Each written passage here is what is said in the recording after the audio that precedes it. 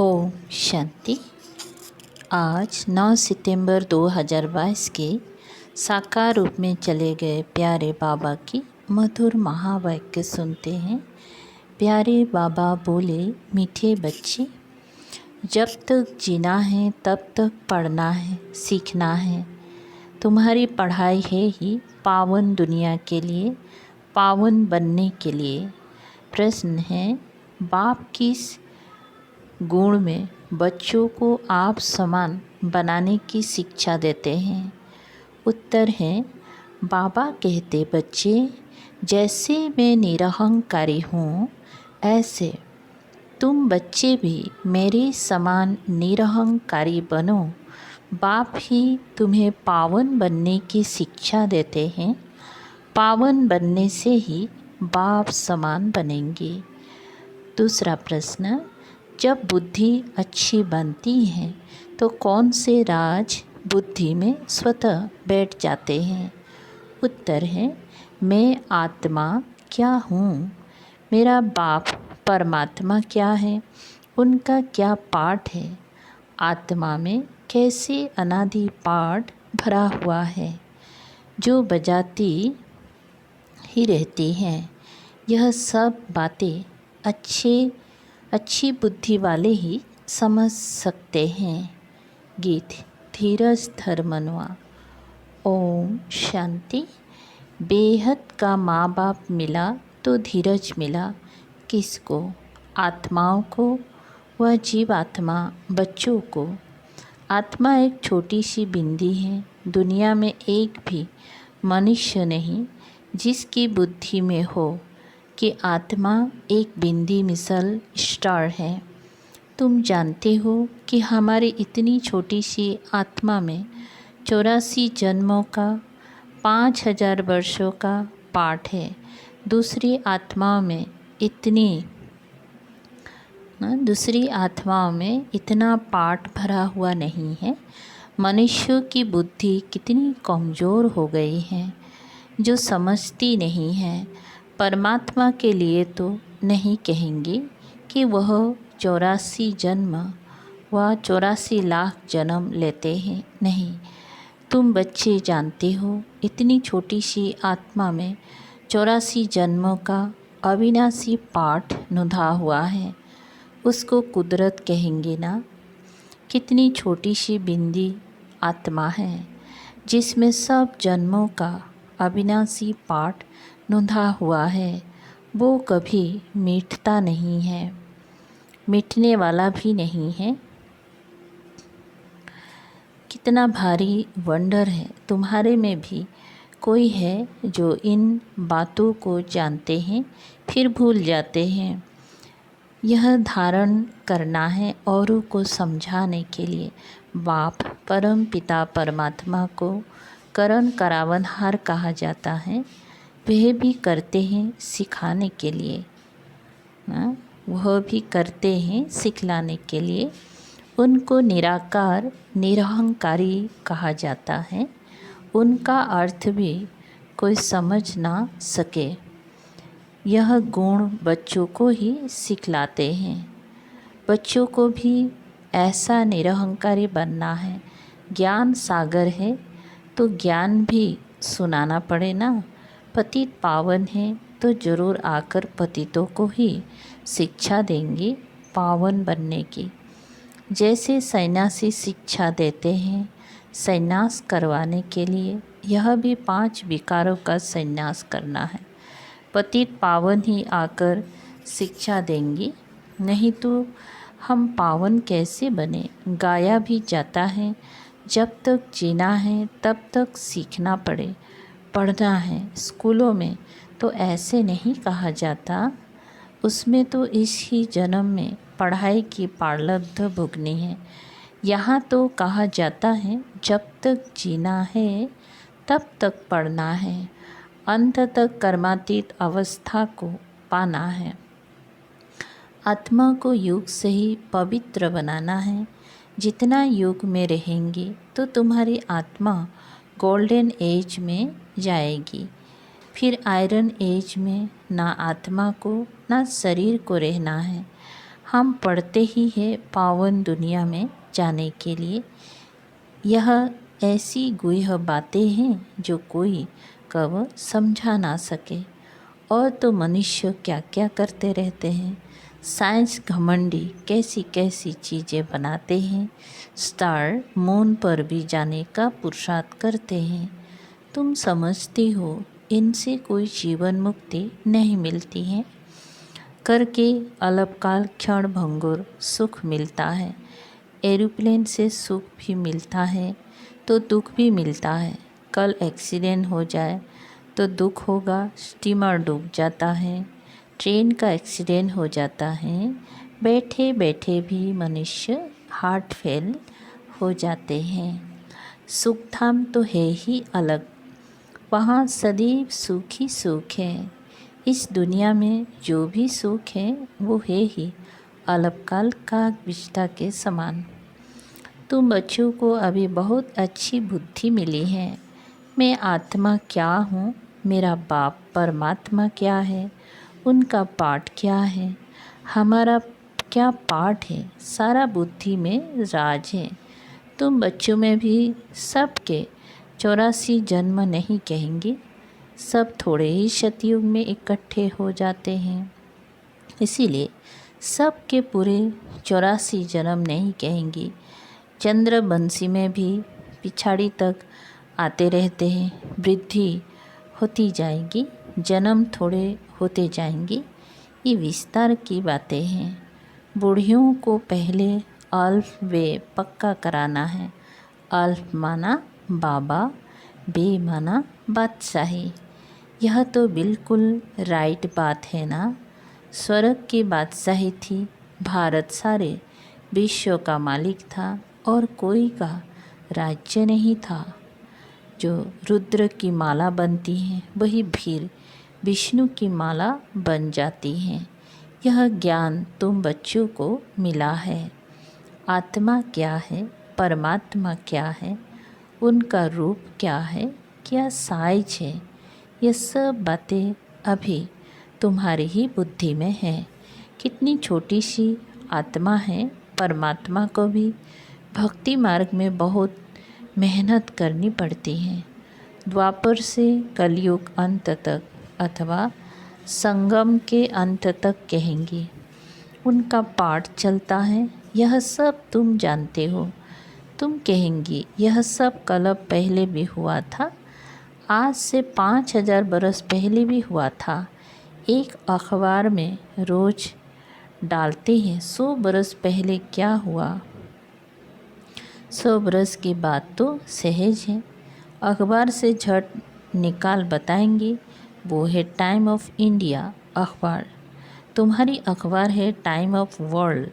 ये अक्षर बड़ा अच्छा है, रोज़ लिख सकते हो। आज से 5000 बरस पहले क्या हुआ था, 5000 बरस पहले जो हुआ था वही अब हुआ। ऐसे ऐसे लिखने से मनुष्य को ड्रामा का पता तो पड़ जाए। मैगजीन में भी लिख सकते हैं। तुम बच्चों की बुद्धि में तो सारा राज है। आत्मा और परमात्मा का ज्ञान तो कोई भी मनुष्य में नहीं है, तो वह मनुष्य क्या काम का। तुम जानते हो मनुष्य ही 84 जन्म लेते हैं। पहले पहले ब्राह्मण वर्ण, फिर देवता वर्ण में आते हैं। वर्ण तो यहाँ ही है, सूक्ष्म वतन में तो वर्ण की बात ही नहीं है। ब्रह्मा को प्रजापिता कहते हैं, विष्णु को प्रजापिता नहीं कहेंगे। ब्रह्मा द्वारा तो एडॉप्ट किया जाता है। विष्णु के 2 रूप लक्ष्मी नारायण के तो बच्चे पैदा होते हैं जो तख्त पर बैठते हैं। शंकर को भी प्रजापिता नहीं कहेंगे। यह भी जानते हो जैसी जैसी भावना है वैसे वैसे साक्षात्कार हो जाता है। बाकी वहाँ कोई सर्प आदि की बात नहीं है। वैल भी वहाँ हो ना सके। सूक्ष्म वतन में तो है ही देवता। सूक्ष्म वतन में जाते हो, बगीचा फल आदि देखते हो। क्या वहाँ बगीचा है? बाबा साक्षात्कार कराते हैं, बाकी है नहीं। बुद्धि कहती है वहाँ सूक्ष्म वतन में झाड़ आदि हो ना सके, यह जरूर साक्षात्कार होता है। साक्षात्कार भी यहाँ का कराएंगे। ये सब है साक्षात्कार। इसको जादूगरी का खेल कहते हैं। ये कोई ज्ञान नहीं है। मनुष्य को बैरिस्टर बनाते हैं, वह कोई जादू नहीं कहेंगे, वह विद्या देते हैं। यह तुम्हारे को मनुष्य से देवता बनाते हैं नई दुनिया के लिए। इसीलिए जादूगरी कहा जाता है। दिव्य दृष्टि की चाबी बाबा के पास होने के कारण उनको जादूगर भी कहा जाता है। वह कहते हैं गुरु की कृपा है, मूर्ति से साक्षात्कार हुआ, उससे तो फ़ायदा कुछ भी नहीं। यहाँ तो मेहनत कर स्वयं वह लक्ष्मी नारायण सीताराम बन रहे हैं। यहाँ तुम आए हो सूर्यवंशी चंद्रवंशी डिनास्टी के रजवाड़े बनने। पहली मुख्य बात है, कोई नया आता है उसको बाप का परिचय दो। ब्रह्म तत्व महतत्व है। शिव बाबा निराकार को कोई ब्रह्म तत्व नहीं कहेंगे। एक एक अक्षर का अर्थ है। तुम ईश्वरीय बच्चे हो, ऐसे नहीं कि सब ईश्वर के रूप हैं। यह बाप बैठ समझाते हैं। बाकी साक्षात्कार आदि की तो चिट चैट है, इनकी आस नहीं रहनी चाहिए। समझते हैं अब खुद बाबा आया है तो साक्षात्कार करा देवे, परंतु ये सब है फालतू। फिर साक्षात्कार ना होने से ना उम्मीद हो पढ़ाई छोड़ देते हैं।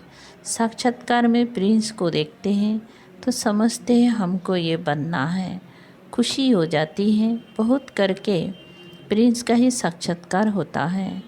अगर विचार किया जाए तो मोर क्या बोलते हैं, अगर विचार किया जाए तो मुकुटधारी तो सब बनते हैं। मेल फीमेल में फ़र्क नहीं रहता।